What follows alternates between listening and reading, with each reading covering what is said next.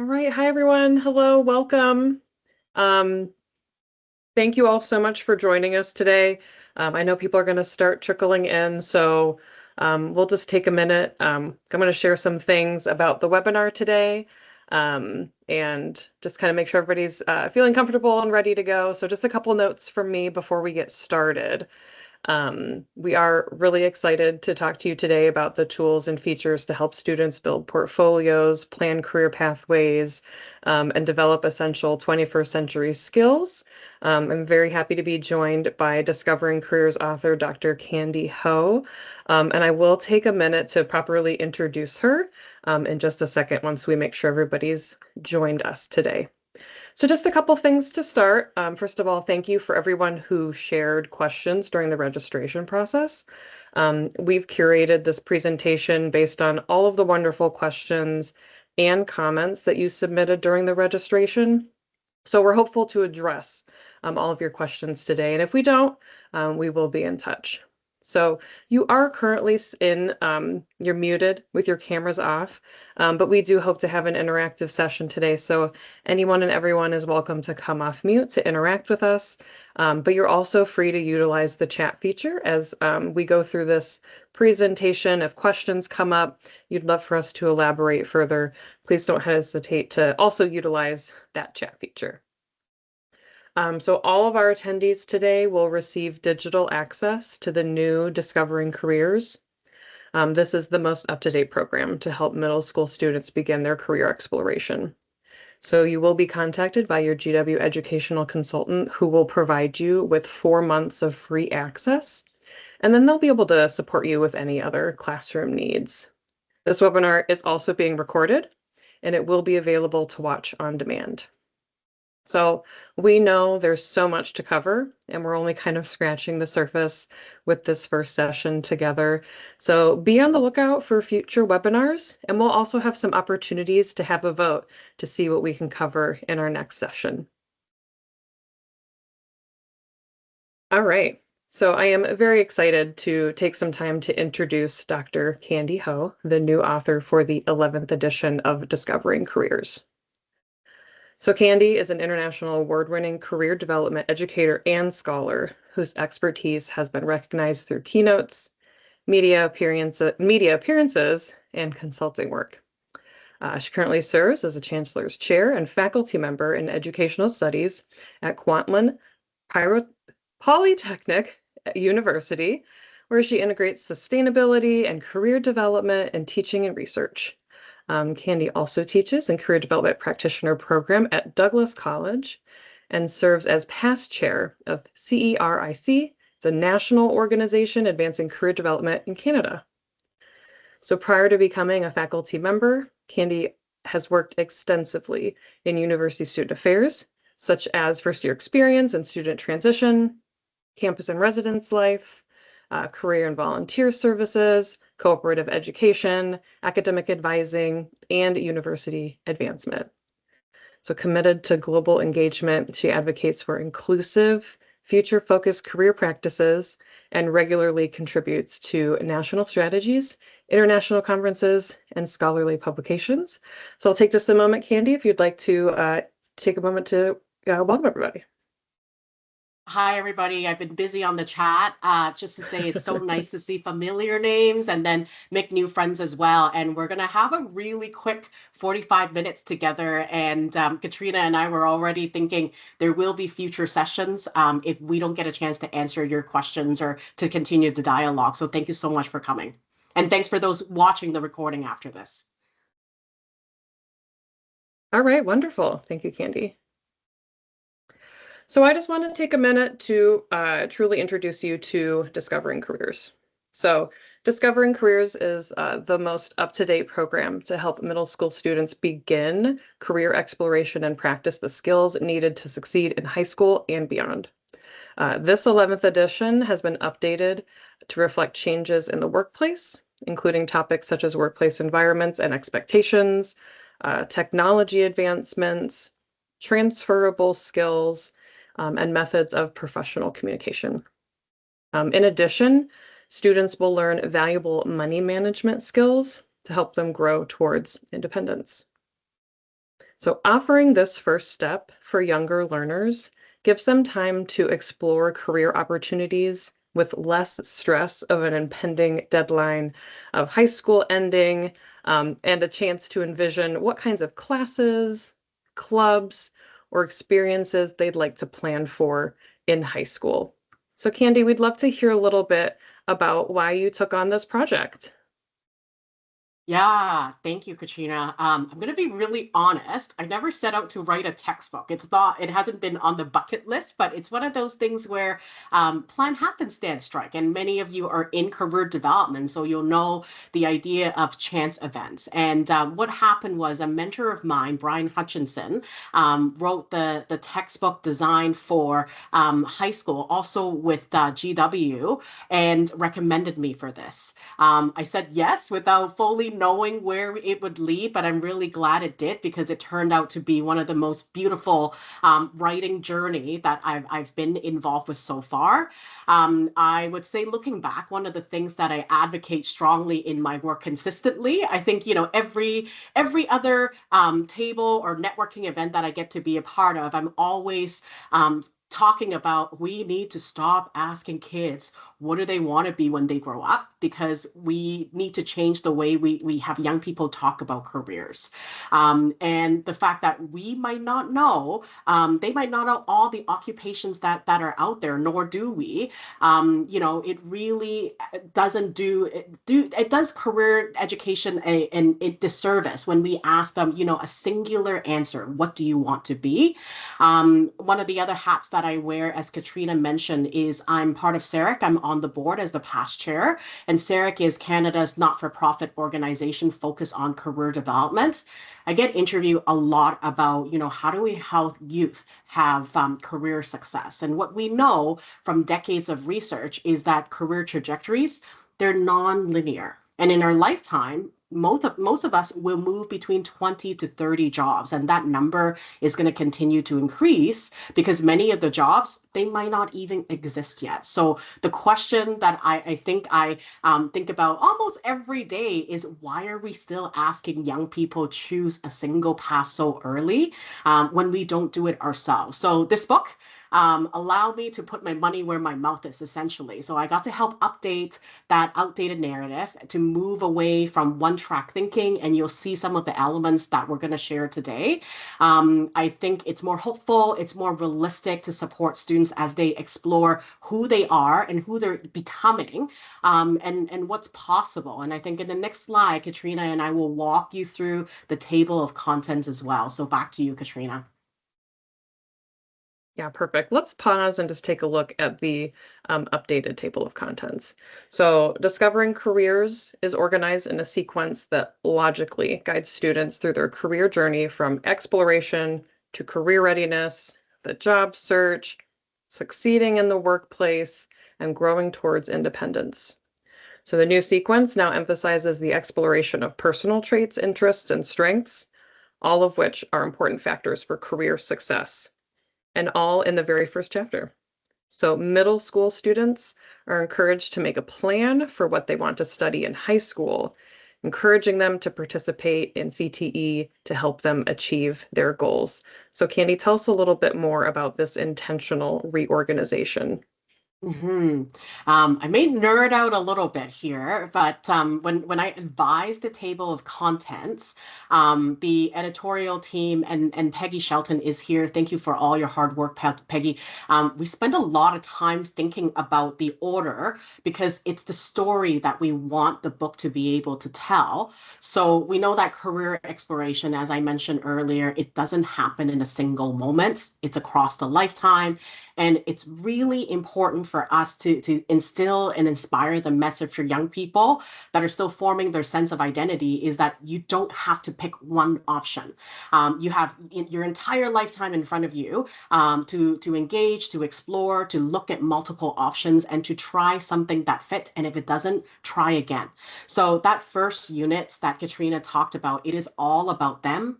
what are their interests, their skills, their values, and how they define success. So that's a new section that I got to write because we really need to go beyond the career ladder metaphor that you need to climb the ladder, no longer a straight line, right? And only after grounding students in the first couple of chapters on who they are, then we talk about the future of work and we talk about it in a way that's relevant for them as well, because by then they're making connections between who they are, what they can offer. Okay, let's talk about opportunities that are out there. How do I look for opportunities? And we don't call it labor market information because for middle school students, that's too much of a jargon. But opportunities that exist and how will they evolve? And then we go back and talk about their educational experiences. Did you know that the things that you're doing in school right now, paying attention, participating, facilitating classroom conversations, and being in student leadership positions, these are helping you develop employability skills that workplaces are looking for. And then we talk about the practical skills about how do I go about applying for jobs? How do I network? And then that's not all, because once they land on their first job, the focus shifts again to building strong professional relationships. How do you maintain good communication with your supervisor, with your colleagues? There's things like workplace technology and health and safety on the job. And then finally, I feel like I'm a game show host now talking about that's not all, because it isn't. Once they secure their roles, they're happy where they are, they've landed, they've got their footing, then we talk about independence. So things like budgeting, banking, developing healthy financial habits, which we know that everybody needs, contributes to long-term well-being and not just short-term employment. So I think we can always do more. I think we ran out of pages, but I think this edition is more coherent in helping students see their career development as not just, a disconnected task, right? Finding work, knowing myself, but it all weaves in together. Thanks, Katrina. Yes, thank you. And just a reminder, if any questions come up as Candy and I are speaking, please put them in the chat. We definitely want to hear from you as we move along. So I've got a couple things that Candy and I are going to highlight together about really what's new with this edition. We just heard, all the big lift that we did for this new edition to make it current and relevant for students today. So I wanted to move through a few of those features together with you. So one of the first things I wanted to share is that Discovering Careers is updated to the new framework. So really simplifying and highlighting those 14 career clusters throughout. So how we do that is with this new feature called Career Snapshot. So this feature is aligned again to the new Advanced ACTE National Career Cluster Framework. So highlighting career opportunities across various industries. So this feature highlights work responsibilities, the work environment, required education, and then skills and expected growth and pay of that career, while it's also highlighting, high school prep courses and activities that students may want to add to their high school schedule. So really thinking again about all of those different facets and aspects of, thinking about what you want to do career-wise and how you can move through those different moments of advancing in your career. So what we want to walk through today is essentially this idea of motivate, scaffolded practice, and then project-based learning. So I wanted to start out with this really fun graphic that we have at the very beginning of the textbook in Unit 1. So this is the way that the textbook has been structured to really guide students to develop these career-ready practices. So thinking about how they're going through that career exploration in the course.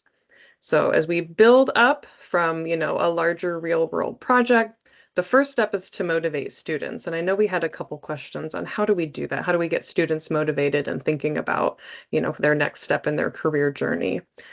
So with that first step is kind of getting the motivational piece. And then we can supply them with some scaffolded application and practice that will prep them for connecting concepts with a hands-on activity. So we'll walk through these 3 steps together.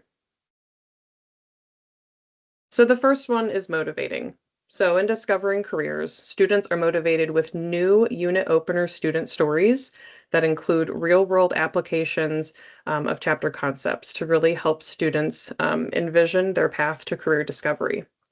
So in this story, Alex is a middle school student who enjoys building gadgets and is just learning about skilled trades careers like an electrician. So she's taken it upon herself to try to fix a broken lamp or wiring circuit, which are more which more connect to a potential career. So Candy's going to talk a little bit more about these new vignettes that have been added to the textbook. Yeah.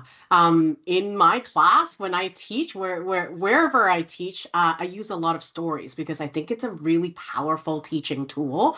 And it's a way to get people really engaged in the story, see who they are, who they might be within those stories. So for every single unit, so there were five major stories with five major characters that kick off each unit.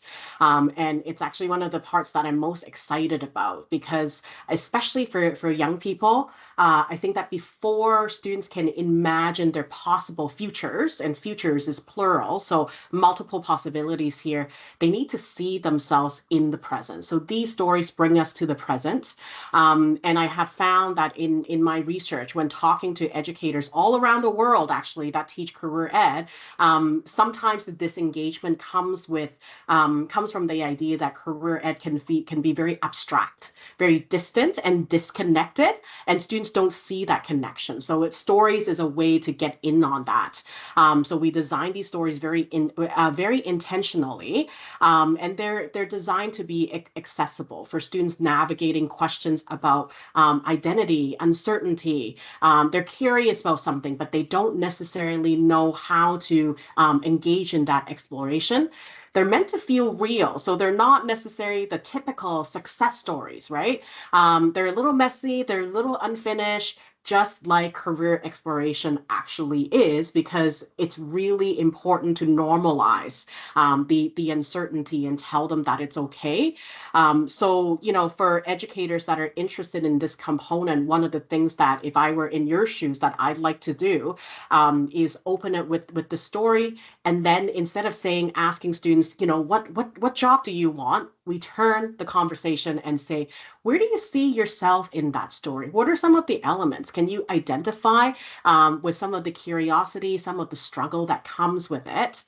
And I think one of the questions that came in when people register was, how do we what influences do culture and background come into play? You'll see that we weren't very explicit with some of the elements, but if you read between the lines, that's what we were trying to create here. So for students, I think it's the idea for them to realize they're not alone in feeling unsure. It's part of the process. We're normalizing exploration. And like if the vignettes, if the stories can tell another story, it's that, everybody belongs in their own career. They have agency. Their story matters, and all this starts with understanding where you might be and continuing to discover and understand yourself. Thanks, Katrina. Yes, thank you. All right, so one of the things we did want to do is to share with you as we're thinking about not only just scaffolding practice, but different ways that students are going to learn. I do have a little activity for you if you'd like to download it and use it in your class tomorrow.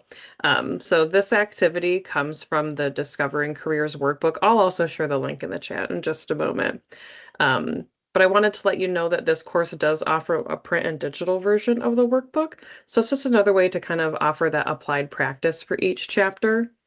So this one is a dream job decoder. So it's just a Word document that you can download. Your students can type in their answers. They can upload it into your Canvas or your Schoology or your Google Classroom, and work together or independently to answer some of these questions. So we do have some of that practice that's in addition to what's in the textbook itself, and just another fun way for students to be applying what they're learning in the chapter content.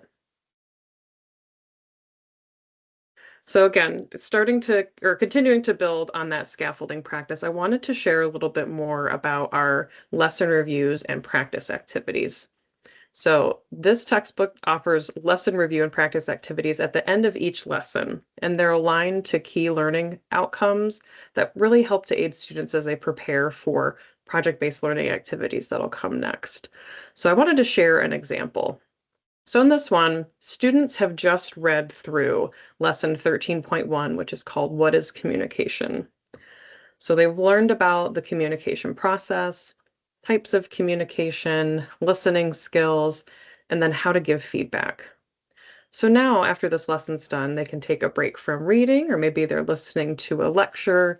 They can take this moment to analyze these figures that are available in the textbook. And it also gives you, as a teacher instructor, time to check in with student understanding to really make sure that they have full comprehension of what it is that you covered in this particular lesson. And you can see here that we break it down into 5 questions.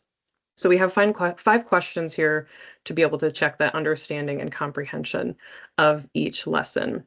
So then they'll practice their understanding as they consider, in this instance, a time when they experienced maybe a breakdown in communication. And you can see that there in the practice your understanding. And you can see in the little parentheses, they're linked to our lesson 13.1. So they'll have time to analyze this experience. They're going to be identifying the steps where the communication process has failed, and then take the next step to consider how they could have avoided that breakdown. Then the second question puts them in a scenario where maybe a coworker has an aggressive communication style, so they can practice how they might communicate with that coworker using what they've learned. So an assertive communication style to really improve the team relationship. And again, all going back to what they just covered in that particular lesson. And then finally, we have our project-based learning. So these features that I'm showing you are brand new to this edition. So if you're a previous user of Discovering Careers, you'll definitely want to take a peek at these new classroom to career project-based activities. They're at the end of each chapter when you get your digital review copy. So these activities provide the opportunity to really further explore chapter content concepts for students to think about their personal career goals, build up their portfolio, and then plan for next steps of their career development. So our example here at the end of chapter 1, students gain a better understanding of themselves, what strengths they already have, their values, and their goals. They now take this into consideration. They think about a time where they felt confident or proud and explore these qualities by journaling about their strengths, activities they enjoy, and those values. So with this activity, they're going to then take notes to begin that portfolio that they'll build upon with each chapter in the course. So they'll use their ideas while journaling to create personal strengths and interest page for their portfolio. So these projects will always end in a planning your next steps section. And this asks students to think about how this portion of their portfolio will help them build the next steps on their career journey. So Candy, we'd love to hear a little bit more about these new activities. hmm I would say with classroom to careers, a little bit behind the scenes insight here is this was one of the pieces that came together at the very last minute because we needed something to tie all of the chapters together again to create meaning. And so it is one of my favorite features here because we spend a lot of time on it. Some of you have posed questions. I think Leanne, you posed a question about, e-portfolios and what it looks like. So I know you work at the university level. I do believe that there's transferability with what we're working on here. So when we were looking at how to tie the chapters, what does that look like? We kept coming back to, if students do work in this book, what do they actually walk away with? Can this also be, in addition to being a textbook, a workbook? So what does that look like? So that is the result of a classroom to careers here, where everything comes together. So if you were an educator and you follow the instructions for this particular feature across chapters, By the end of the book, your students would have built a pretty comprehensive portfolio that reflects who they are and where they're going. And in my understanding, I've taken a lot of research and training on e-portfolio work. And there's two types of e-portfolio based on the way I'm interpreting this. The first one is developmental. So they're meant to be self-reflective. So students take time reviewing these questions, they journal, and a journal is for themselves and maybe their educators to read. They pause, they look at the patterns between the journal entries that they put together and make meaning out of what does that say about me if I'm interested in the environment, I'm concerned about, animals and future, and how can I make a career out of this, and what does that look like, right? So then we go into, a later journal entry when we talk about information interviews, and we come back to this saying, okay, given that is what I've learned about myself, who do I select as information interviewees and things like that? So that all of that reflective work, once it comes together, is about self-awareness, because as without self-awareness, career decisions tend to be reactive, or you lack the agency when making these decisions, or you're not very strategic. So that's the goal, is for students to better understand themselves. The second type of portfolio that we're also hoping to accomplish here is employer facing. So a professional portfolio, if you will, because later on in the book, they're learning about how to write good applications. How do you come up with a education plan, an action plan, and move towards the things that you said you would do? So it's about developing practical tools like resume, cover letters, and they're learning to translate everything that they've done so far in their reflective components into employer facing now. And what I really like as this approach evolved, and we worked on it further into the book that you see today, is it doesn't treat career education as the one thing, right? Often when I tell people I live and breathe in the career development world, I'm often asked, oh, so you help with cover letters and resumes? I'm like, that's not all. We do so much more. So I like to think that the activities between classroom to careers, the factual questions to make sure that your students are reading and understanding, to the application questions, which also has a ton of scenario questions, is that we scaffolded it, right? So it goes beyond just quote unquote with writing applications. Students need to know themselves in order to know what exactly is it that they're bringing to. So we scaffolded it so it mirrors how career development actualizes in real life. And all of this to say, with project-based learning, I think it really shines. And I think it's a beautiful combination here, because the activities help students connect what have they learned, how are they going to take action? And as we know, the more they act on, the more confidence they build, because confidence is also a concern some of the registrants have expressed when you signed up for this workshop. And when we build confidence, it evokes more action. So they're just gonna, hopefully, they see themselves, they keep going, and they think to themselves, you know what, I can do this. I've got support in my instructors, I've got support from my peers, we can do this together. And one more thing I'll say is that if you look at the end of chapter materials, there's some that are group and team activities as well. So we're not just looking at individual students, but students doing it together, or you're facilitating a whole classroom activity. That was great. Thank you so much. So I did want to share, since we've been talking a little bit about the resources and some additional activities that you can use, is just as a reminder, everybody will receive the access to the ebook. You're also going to receive access to our online instructor resources. So I definitely want to make sure you take some time to look through those as well. So they're specifically created by teachers for teachers. So they're packages of instruction to help save you time and make it easier to prep for class, to reinforce concepts, and of course to assess learning. So a complete teaching package that's ready to go. I hope it will instantly make a difference in your classroom.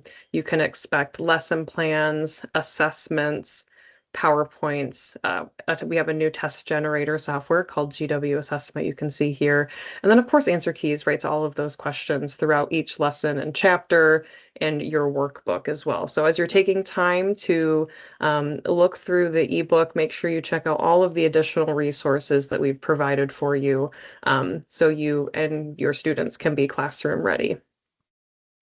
So I just wanted to share as we're kind of nearing the end and you're thinking about the questions that you want to ask, that everybody will get a sample of that big one, Discovering Careers. But if there's anything else that you're interested in, we do have several other career titles depending on the level of your course. So that school to career, I saw that was a question in the chat. That is our high school level textbook. Connect to Your Career is really about building portfolios, building your LinkedIn. You're ready to kind of enter industry or you've been in industry, so it's a little bit higher level textbook resource. And that Soft Skills for the Workplace is really a wonderful consumable resource that's broken down into 14 modules. So you can really teach it in any order that's like most applicable for your course. So everybody will get our Discovering Careers. If there's another one you'd like to see, just put it in the chat and I'll make sure that you get sent digital access to that one as well. So I wanted to take some time to see if there's any questions or comments, or if there's any questions, Candy, that you have for our registrants today. Yeah. All right, Leanne's made a request there, digital access. Okay. Got it. While I'm buying folks some time to think of comments and questions, and please feel free to keep them coming. Thank you, everybody, for registering and also taking the time to tell us, what are some of your biggest challenges and, any other comments that you wanted to add. So Katrina and I reviewed every single one of them. And frankly, it doesn't surprise some of me that those are the concerns that's happening in the classroom. And hopefully we get to solve it together, right? Some of you talked about how hard it is to get students taking career learning seriously because it's distant.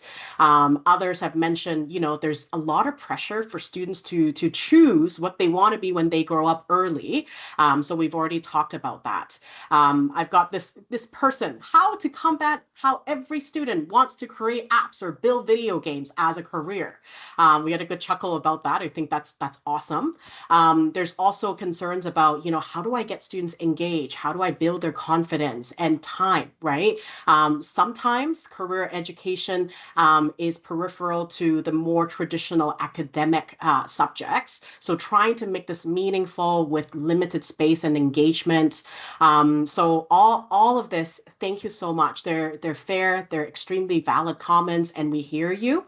And what this tells us is that, career readiness at middle school should really be helping students build that awareness, emphasize why career education is important. Why is it important over your entire lifetime instead of getting them to make decisions earlier because there's a lot of pressure. So our hope is this textbook and further conversations related to career with middle school or any population you serve that we can have down the line, that we can give you all the tools to make career education more meaningful, more engaging without adding more burden because there's lots to do. So let me see. You've got fans of various titles. So I think what I'll do is I've pasted two questions here for all of us to think about. If you don't have questions, I'd love to hear your response. So two questions here. I've just thrown them out in the chat.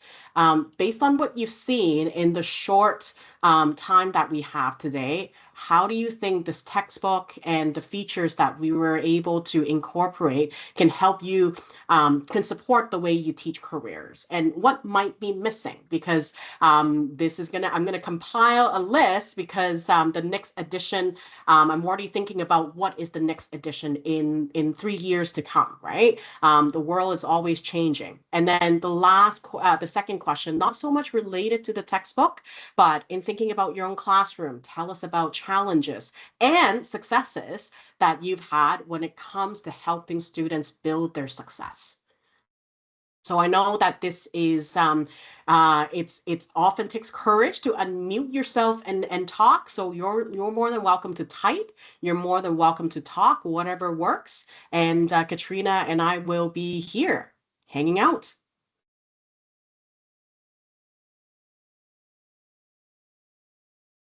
Thanks, Yang. You got the first question. All right. Um, all right.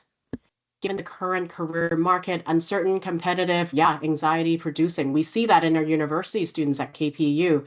How my career ed intentionally supports students in developing comfort with not knowing, as well as resilience and emotional grounding, a resilient sense of self beyond employability metrics. I appreciate that question so much, Yang. I can talk about it until the cows come home if you give me another 45 minutes. So a little bit of background for folks here. Ying and I both work at Kwantlen Polytechnic University. We're both in the Educational Studies Department, where I have such a privilege because I teach a senior career capstone course called Post University Transition. And one of the things, and I'm going to try to answer your great question as well in reducing anxiety, is it position and redefine career and career development within the very first class. So I hope that the last 36 minutes we've been able to get you thinking that career goes beyond jobs and work. And really, one of my favorite definition of career comes from my doctoral supervisor, Dr. Chris Magnuson, where he looks at career as a constellation of life roles that we play over our lifetime. And when I share that with my students, and you can, adapt the language to make it more meaningful and relevant for the people that you work with, is that if we look at the life roles that we play, both formal and informal. So I'm a professor. That's formal. I am also a mother. I'm a spouse. I'm a sister. I'm a community volunteer. And all of those things give you valuable, tremendously valuable skills and experiences that's going to help you. So I often turn to my class and say, who here are firstborn? So you are the oldest sibling or older sibling, because chances are you would have developed leadership skills, maybe a little bit of negotiation, teamwork with your siblings as well. And nobody's going to argue that those are the skills that, nobody's going to argue that these are skills that are highly sought after in workplaces. I often work with a lot of first generation students who might not have a lot of work experiences coming in. So they're worried, as they're moving towards graduation, they don't believe they have practical work experiences. And then I reminded them all of the formal roles that we play, including being students in class. If you are the one that's consistently speaking up, volunteering in classes, those are the things that some employers will also find valuable. We need to go beyond skills. We need to talk about attributes, things like having a strong work ethic, having a growth mindset. Those are the things that we also talk about in the textbook as well as valuable. And I find that once we get students to dive deep and draw on their own stories, they don't walk away from my first class without thinking about 3 to 5 examples that make them employable. Then they start to believe that they can do this and develop confidence. And as they go on and move about in life, we ask them to identify what are some more examples that you've been cultivating? What are some of the gaps that you need to do? Maybe it's getting more volunteer experience. Maybe it is finding more opportunities to speak up in class. If public speaking is something that they're afraid of, but they're gathering the courage and finding time to do that, right? So there's a lot of ways around that, and I would say that that's a starting point. I would say that one-on-one conversations, I find that office hours or informal conversations as your students are exiting your classroom, just finding opportunities to chat with them and getting to know them, and using every single story that they get to tell you into, did you know that you're developing organizational skills when you're monitoring your groups and putting things together and making sure that your notes are organized, things like that, right? So I think people see their day to day as, I'm just doing it. I find a lot of students that I'm just doing it. I didn't know that I am cultivating skills. So it's our job to help them recognize and identify that. Sorry, that's a really roundabout way, very long, rambling way to answer your question, Ying. Hope that helps. Leanne, what e-portfolio tool do most high schools use? PebblePad. I'm not so sure about. There are, so I can speak from the Canadian side of things. The wide array of e-portfolio tool ranges from Google Drive, if the school are supportive of that, to paper portfolio, to leveraging technology, such as I think My Blueprint, for instance, is one. PebblePad, I know. I'm not aware of the schools that I work with, but I've just started to expand to work with K to 12. I know KPU uses it extensively. And then Canva, I know that some students have been using Canva to produce their portfolios, and also websites as well. Yeah, My Blueprint K to 12. Thanks, Tanya. Um, Jay, I really like the format and how it allows the comprehensive questions at the end. Absolutely. I think part of it is the teachers, they want to have, typically want to have all the questions at the end. So we've made it very handy for them to take that away. And I learned, I know of Bloom's taxonomy when I was an undergrad in education, and now having the opportunity to reacquaint myself, to work with it a lot more intimately and applied in the K to 12 setting. It was a really cool experience. So they're very much aligned with the lower and higher level. So teachers, you get to choose. Absolutely. Yang, I cannot unmute myself, so I don't know. You Maybe should I be able can. to now, Ying, if you'd like. Right, right. Anybody who I asked a can question. do Okay, it go ahead. now. Thank you very much, Candy, for the wonderful talk and response. Thank you. Thank you. Thank you. All right. Yeah, beautiful reconceptualization. Absolutely. Chris Magnuson, Constellation of Career Development. Of course, it came from, for those that are in career theory, Sunny Hansen, a little bit of Mark Savickas, and certainly Donald Zuper with the conceptualization of life roles. Yeah. Yeah, absolutely. We've got just 3 more minutes. So any last minute comment, questions? So happy to have you all here with us today.